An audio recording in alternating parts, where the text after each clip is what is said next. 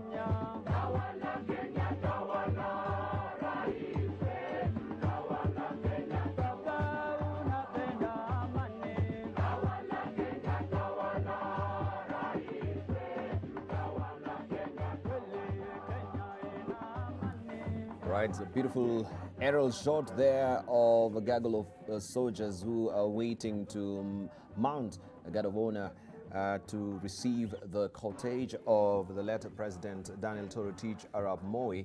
And this is where the helipad is, where the chopper landed this morning.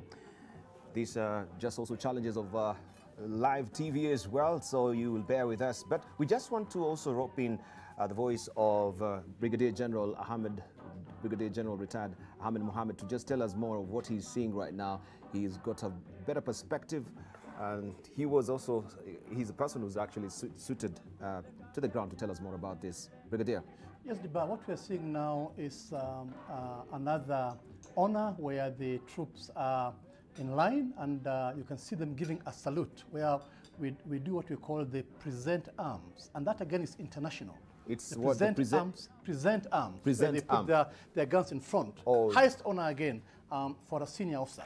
Present arms. Present arms being done now, and he's just gone through the troops in line before we get to the house, which will then eventually carry the body, as we can see now.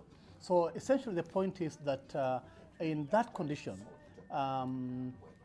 the cottage is always given honor by all troops who are nearby. You know, so we always have to observe some degree of respect. So what you saw is from the aircraft, we saw the troops lined up and giving again the highest honor in terms of present terms, bidding farewell to the commander in chief. So you can see now they're actually loading into the house before we move on. And therefore we'll see much more of this in terms of the honors. You'll see the troops in line. We have seen the quarter guard before. You've seen the half guard, you know, yes, in terms of the armed forces. So these are all things that we are going to see as we go along. And you can see back on our carriage again, as we have always had it on the gun carriage. Again, an honor as we transport the body to Kabarak University. Of course, the gun tower in front, which again will do that service, as we saw earlier. Some have asked, why the gun tower, why the gun carriage? And that is a question I wanted, because most people have been wondering, why the gun carriage? Why can't we have a military house? That, for the army or the land forces, the artillery is a very important arm of war. In fact, my colleagues whom I worked with used to say it is the arm of decision in terms of deciding, are we losing or are we winning? When they come in, they are the back, but of course they are long range. They're able to deliver effect where required. And I want to quote one term that they used to use on us in terms of against us, telling us how we are not the best.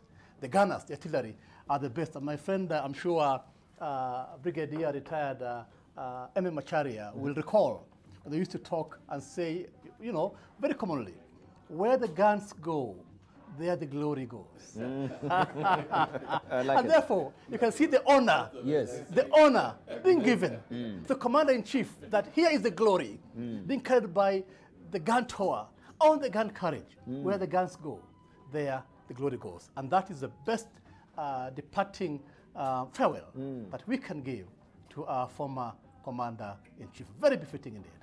Oh, very, very pivotal, monumental as well. Yes. But also another question people were asking is, we saw the late President Jomo Kenyatta being, we had a cavalcade of horses, the carriage as well.